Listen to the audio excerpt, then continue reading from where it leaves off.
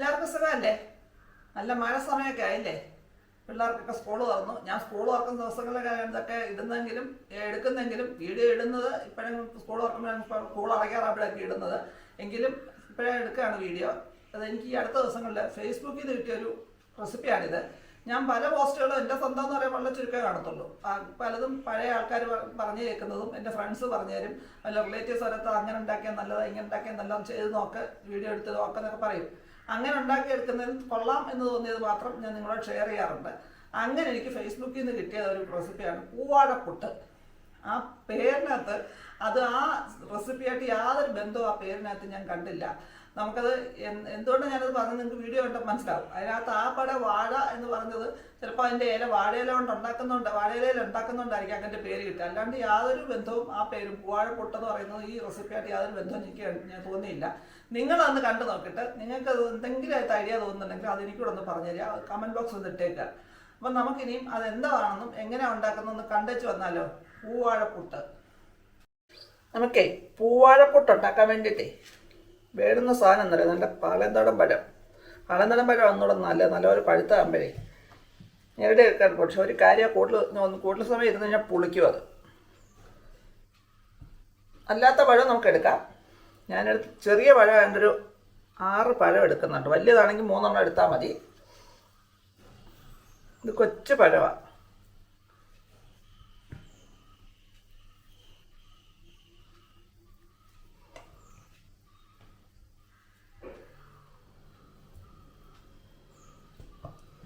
ഇതിനെ നമുക്കൊന്ന് ഉടച്ചെടുക്കണം.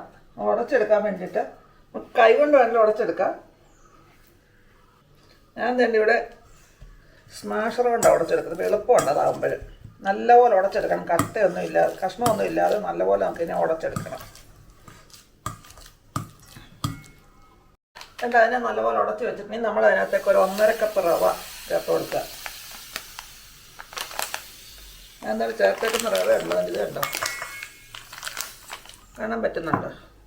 പൊൻകതിറിൻ്റെ റവയാണ് ഞാൻ ചേർക്കുന്നത്. ഇത് പൊൻകതിറിൻ്റെ അരിപ്പൊടി റവ പുട്ടുപൊടിനൊക്കെ നല്ല സൂപ്പറാണ്. എല്ലാ പുട്ടുപൊടിയും നല്ലതായാലും പൊൻകതിറിന് ഒന്നുകൂടൊരു ടേസ്റ്റ് എനിക്ക് ഫീൽ ചെയ്തിട്ടുണ്ട്. അതുകൊണ്ട് തന്നെ ഞാൻ റവ വാങ്ങിച്ചപ്പോൾ ഞാൻ പൊൻകതിറിനെ നോക്കി വാങ്ങിച്ചത്. ഇത് വറുത്ത റവയാണ്. നിങ്ങൾക്ക് വറക്കാത്ത വേണമെങ്കിലും ചേർക്കാം.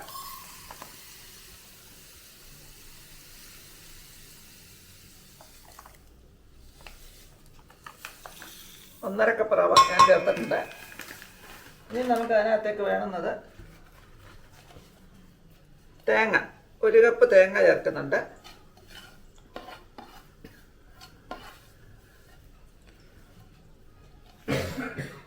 പിന്നെ നമ്മൾ ചേർക്കുന്നത് ശർക്കരയാണ്. നമ്മുടെ മധുരത്തിന് ആവശ്യമുള്ള ശർക്കര. ഇത് മറയൂർ ശർക്കരയാണ്. മധുരം നല്ലപോലെ കാണും, നിറവും കാണും, നല്ല നിറവും കാണും. പിന്നെ അതിനകത്ത് നമുക്ക് വേണ്ടത് കുറച്ച് നെയ്യ്. നമ്മൾ വെള്ളമൊന്നും ചേർക്കത്തില്ല ഇത് കുഴയ്ക്കാനായിട്ട്. ഇത്രയും സാധനം വെച്ചാൽ ഒന്നിച്ച് കുഴച്ചെടുക്കുന്നത്. വെള്ളം പ്രത്യേകിച്ച് ചേർക്കത്തില്ല. 2 സ്പൂൺ നെയ്യ് ഒഴിച്ചിട്ടുണ്ട്.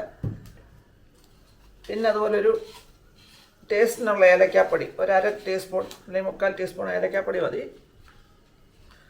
ഞാനിത് പഞ്ചസാരയും കൂടെ ചേർത്ത് പൊടിച്ച ഏലക്കാപ്പൊടിയാണ്.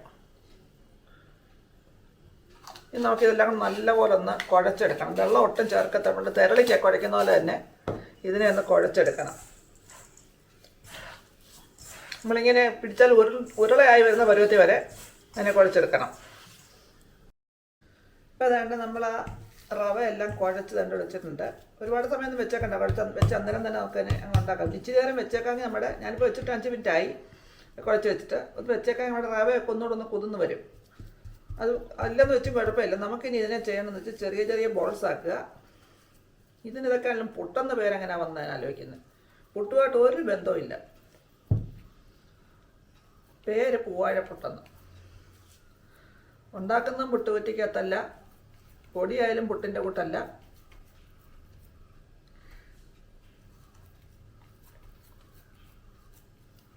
എന്നിട്ട് നമുക്ക് ഈ ഇല അങ്ങോട്ട് മടക്കണം.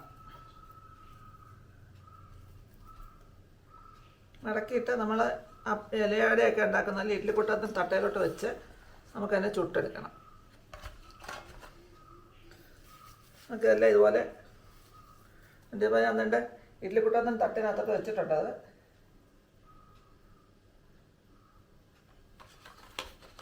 എല്ലാം ഞാൻ വാട്ടിയിട്ടില്ല, വാട്ടി വെള്ളം വെക്കാം. വാട്ടി വെച്ചെങ്കിൽ മടങ്ങിയിരിക്കും. ഇപ്പം ഓരോന്നോരോന്ന് മേലെ ചെന്നാൽ മാത്രമേ അതിൻ്റെ ഇല അടങ്ങിയിരിക്കത്തുള്ളൂ. അപ്പോൾ ഇതുപോലെ നമുക്ക് അതിനകത്തൊക്കെ ചുട്ടെടുക്കാം. ഇനി നമുക്കിതിനെ ചുട്ടെടുക്കണമെന്നല്ല, നമ്മൾ അതിനകത്ത് പുഴുങ്ങിയെടുക്കണം. അത് കുറച്ച് സമയം കൊണ്ടൊക്കെ വരും. 10-15 മിനിറ്റ് ആവി കൊണ്ടാൽ അതങ്ങ് വേവും.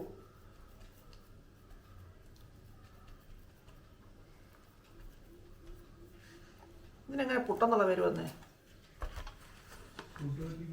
പുട്ടുകുറ്റിക്കകത്ത് വല്ല ഉണ്ടാക്കുന്നത്, പുട്ടിൻ്റെ പൊടിയുടെ കൂട്ടുമല്ല ഇരിക്കുന്നത്, എന്നാൽ ഇലയപ്പത്തിൻ്റെ കൂട്ടുമല്ല ഇരിക്കുന്നത്.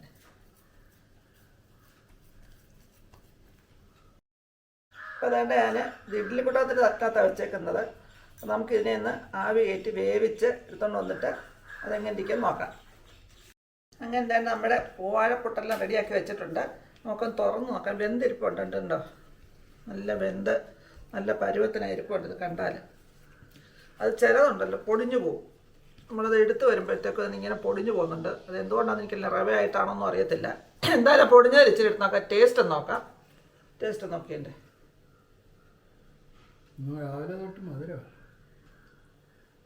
എൻ്റെ പേരെന്തറിയ സാധനത്തിൻ്റെ? പൂവാഴപ്പുട്ട്.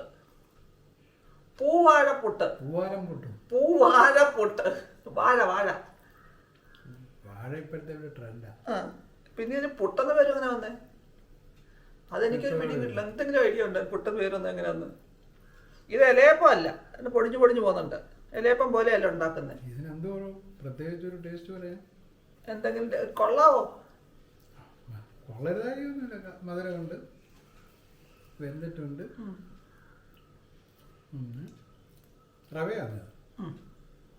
റവയും തേങ്ങയും ശർക്കരയും എളുപ്പം ഉണ്ടാക്കാൻ, വളരെ എളുപ്പം ഉണ്ടാക്കാൻ ഒക്കുന്ന ഒരു സാധനമാണ്.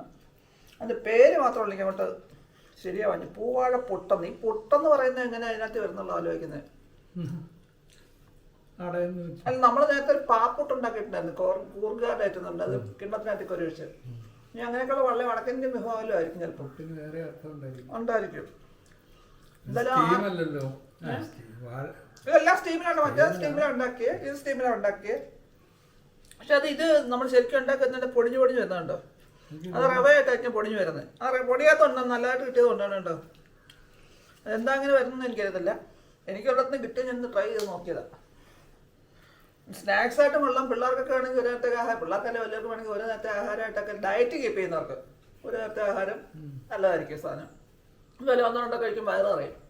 അതിന് നല്ലതായിരിക്കും. എല്ലാവരും ഒന്ന് ഉണ്ടാക്കി നോക്കുക. വളരെ വളരെ എളുപ്പം. നമ്മുടെ വീട്ടിലുള്ള കുറഞ്ഞ ചേരുവ കൊണ്ട് വളരെ എളുപ്പം ഉണ്ടാക്കാനൊക്കെ ഒരു സാധനമാണ്. അപ്പോൾ നിങ്ങളെല്ലാവരും ഒന്ന് ഉണ്ടാക്കി നോക്കിയിട്ട് നിങ്ങൾക്ക് ഇഷ്ടപ്പെട്ടെങ്കിൽ നിങ്ങളുടെ ഫ്രണ്ട്സിനും ഫാമിലിക്കും ഒക്കെ ഒന്ന് ഷെയർ ചെയ്യുക. അതുപോലെ തന്നെ നിങ്ങളുടെ അഭിപ്രായങ്ങൾ, ഈ ഒരു സാധനം ഉണ്ടാക്കിയിട്ട് അതിനെക്കുറിച്ച് അഭിപ്രായങ്ങളും ഈ പുട്ടെന്നുള്ള പേര് വരാനുള്ള കാരണം എന്താണെന്ന് നിങ്ങൾക്ക് ആർക്കെങ്കിലും അറിയാമെങ്കിൽ അതും കൂടെ ഒന്ന് അഭിപ്രായം കമന്റ് ബോക്സിലേക്ക്. അതൊന്നും എനിക്കറിയത്തില്ല. മലയാളത്തിലെ വീഡിയോ കണ്ടേ. ഏത് രാജ്യത്തിലെന്നും അവർ പറഞ്ഞില്ല. അത് ഏത് രാജ്യത്തിലുണ്ടെങ്കിലും എളുപ്പം ഉണ്ടാക്കാനൊക്കെ സാധനമാണ് ഞാൻ ഉണ്ടാക്കും. അതറിയത്തില്ല. പക്ഷെ നമ്മൾ പുട്ടെന്ന് പറയുന്ന കേരളത്തിൽ മിക്കവാറുള്ള സ്ഥലത്തും പുട്ട് തന്നെ. ഇത് പിന്നെ കൂർഗിലെ മറ്റങ്ങനെ കണ്ടോണ്ടിരിക്കുക സംശയം. അവിടെ ആ ഏരിയയിലങ്ങനെ ഇങ്ങനെ സംഭവം ഉണ്ടെന്ന് അറിയത്തില്ല. വാഴയിലേക്കകത്ത് ഉണ്ടോണോ പൂവാഴ പുട്ടെന്നതെന്നും അറിയത്തില്ല. അപ്പം എന്തായാലും നിങ്ങളൊന്ന് ഉണ്ടാക്കിയിട്ട് നിങ്ങളുടെ അഭിപ്രായങ്ങൾ കമന്റ് ബോക്സിൽ നിന്നിട്ടേക്കുക. ഇനി നമുക്ക് ഇതുപോലെ വ്യത്യസ്തമായ നല്ല നല്ല വീഡിയോസായിട്ട് വീണ്ടും കാണാം. അതുവരേക്കും ബൈ ബൈ. നന്ദി.